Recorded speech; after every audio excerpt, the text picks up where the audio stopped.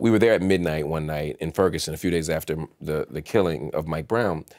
Yeah. And then the next night, tear gas, even before the curfew, tear gas. And we started getting tweets, because the world was watching this. Yeah. And we started getting tweets from Ramola, and they were like, run toward the wind. You know, stand closer to the soldiers, because if you stand close to the soldiers, they won't tear gas you, because then they'd get tear gassed. Yeah. You know, wrap this shirt around your eyes as a kind of makeshift gas mask. And they had been protesting in the West Bank against what was happening in Gaza, because in the same moment that we were protesting in Ferguson, August 2014, there had been a 51-day war in Gaza in July and August of that same year, 2014. Now we're not just crying from the tear gas, we're also crying because we're like, oh my God, Palestinians who are catching hell in the West Bank and in Gaza are watching. Right. Yeah. And they're taking the time of all the things they could be doing. They're taking the time to tell us how to be safer. And we're building those bonds of solidarity. So there's joy in there. There's joy in the midst of that pain and the backdrop of that. I get asked all the time, why are you writing when you could be doing? And I think writing for me is a form of doing. I think exactly because imperialism is oppressing and silencing so many people, that is a valid form of fighting back, to write, to have different stories. And I think it means something for those of us who come from the global south, for those of us who are Asian or Muslim, to see our stories reflected in fiction, in film, and not only in the news. Of course, as storytellers, we chase stories, we chase words, but I equally believe we are drawn to silences, the things we can not talk about easily in a society at a given time. And that includes taboos, political taboos, cultural taboos, sexual taboos. Just to be able to ask, why is it that we can't talk about this issue? It is important for writers to ask questions, not try to guide the answers. I think all of us, whether we like it or not, we develop, especially in circumstances like ours, we develop a philosophy of violence.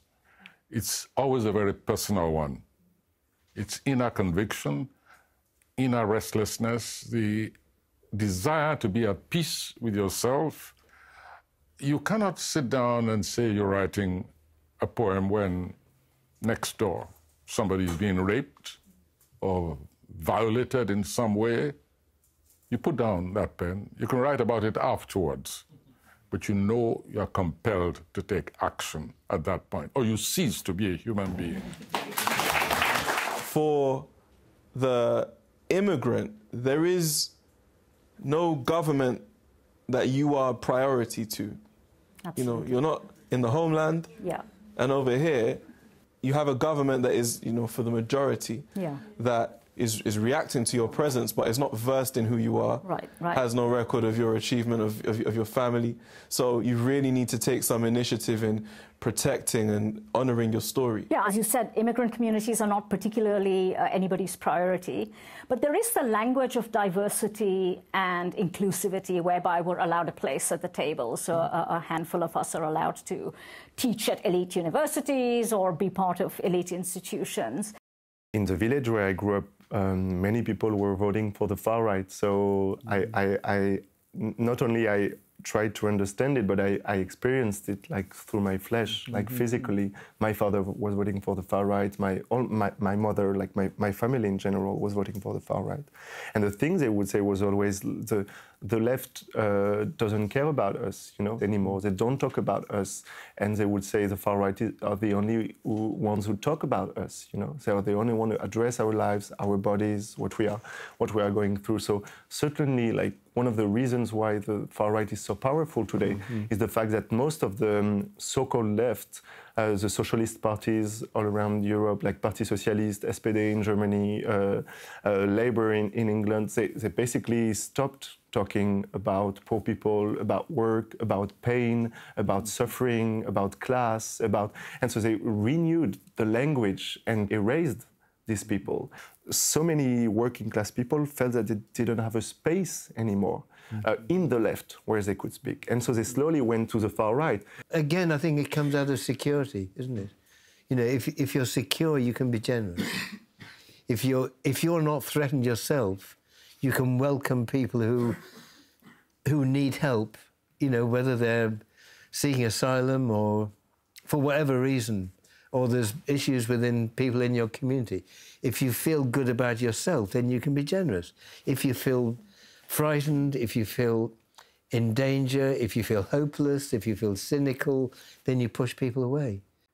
How did it feel when you were watching Bill O'Reilly on the news, essentially mobilizing millions of people within the same country as you to start to view you as potentially a target of very serious state and political violence by describing you as a terrorist?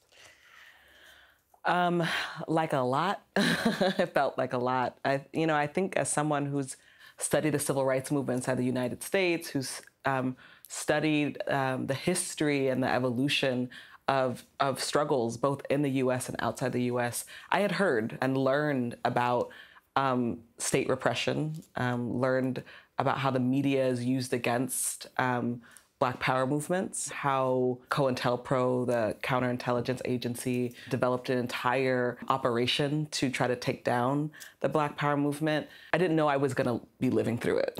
I didn't know that when we declared that Black Lives Matter, that there was then going to be a statewide apparatus that was going to go after us. Even though intellectually I had studied it, you don't know a thing until you live it, until you experience it, until you turn on your television or someone texts you and says, hey, Bill O'Reilly has your name on a screen and is calling you un-American and a terrorist and dangerous. To really white people, that's who he was talking to, that's the base he was mobilizing. There's often an assumption that people are not dutiful enough nowadays, and that in the olden days we were better at duty, and that now maybe we're all a bit selfish. I'm not quite sure that's true. I think there's a lot of evidence that actually there's maybe a bit too much compliance. There are many good boys and girls who've been good boys and girls from a young age, and they're still ticking the boxes and still doing what society expects of them, and that actually what these people need is an ability to discover their own capacities for selfishness. And I know that everybody thinks that everybody's so selfish, but many people are a little bit too dutiful and get ill from an excess of selflessness. One of the things that I think is hard about social media, considering it's called social media, it's more like monologue media.